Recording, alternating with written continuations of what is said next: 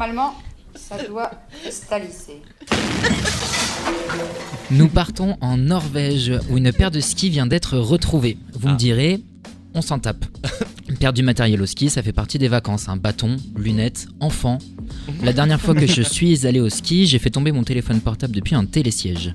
Bah oui, aujourd'hui le ski sans selfie, c'est comme la montagne sans raclette, aucun intérêt. Mais là, les skis qui ont été retrouvés, ils ont 1300 ans. C'est pas fou, ça. Mais ça existait le ski ? Ouais. Et oui, 3000 ans le ski. Et donc là, les skis ont 1300 ans. Un premier ski de cette paire avait déjà été retrouvé en 2014 dans un glacier. Et avec l'accélération particulièrement violente de la fonte des glaces cette année, on s'est dit, on n'a qu'à envoyer une équipe de chercheurs pour voir si le second ski est sorti. Et bingo, comme quoi, le réchauffement climatique. C'est cool. Merci. Oui. Merci. Elle aurait voulu quoi, Greta ? Qu'on se casse le dos en creusant un trou ? Non.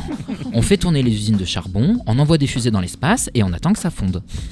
Alors j'ai vu les photos, les skis ressemblent plus à 2 vieilles planches trouvées dans une décharge. Au mieux, tu les vends à un hipster pour en faire une étagère suspendue avec de la corde en jute. Tu le vends en kit, hey, do it yourself, bam, 160 €, c'est une affaire. Il y mettra sa collection de livres de développement personnel, oser dire non à son patron, le premier pas vers le chômage. Ou encore, vous n'avez pas d'âme et vous voulez monter un business, découvrez la vente d'étagères do it yourself. Les chercheurs ont précisé, les 2 skis sont en très bon état. On a même retrouvé les attaches. Ouais. Bah vas-y chercheur, lance-toi avec ça au X-Game, on va voir si tu fais un backflip à la sortie du pipe. Ça fait beaucoup de mots en anglais. Ouais. Vas-y chercheur, lance-toi avec ça au jeu du X. Ouais. On va voir si tu fais un retour en arrière à la sortie de la... Ouais non, ça sonnait moins sexuel en anglais. Ça sonnait moins sexuel en anglais. Parmi les questions en suspens, qu'est-ce qui s'est passé ? Est-ce que Gunhild, professionnelle du ski de fond, elle s'est fait les ligaments croisés et a laissé son matériel sur place ? Alors qu'elle le savait, Gunhild, elle aurait pu choisir une autre carrière moins dangereuse et reprendre le business florissant de ses parents inventeurs du roll mops, le hareng roulé qui pue. Mais non, elle a choisi le ski parce que même à l'époque, ça faisait chic. Et surtout, ça permettait de chasser le renne. Et comme Picard et Uber Eats n'existaient pas, si elle voulait bouffer, elle s'accrochait 2 restes de dracard sous les baskets et elle partait dans la montagne. Les rennes, ça leur faisait du divertissement, elle s'est fait les ligaments, et 1300 ans plus tard, on retrouve ses affaires.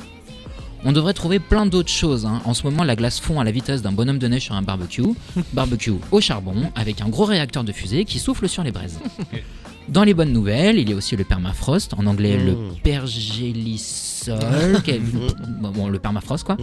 Cette couche de sol gelé, plus du tout éternelle en fait, qui commence à cracher des flèches de vikings, des mammouths décongelés, mais aussi une partie de ces 1500 milliards de tonnes de gaz à effet de serre. Ouais, horrible. C'est beaucoup ou c'est pas beaucoup ? C'est un peu beaucoup. C'est pas mal, énorme. c'est On est 2 fois sympa. plus que ce qu'il y a actuellement dans l'atmosphère. Pas mal. Ça va. C'est du méthane. Non, mais c'est vrai.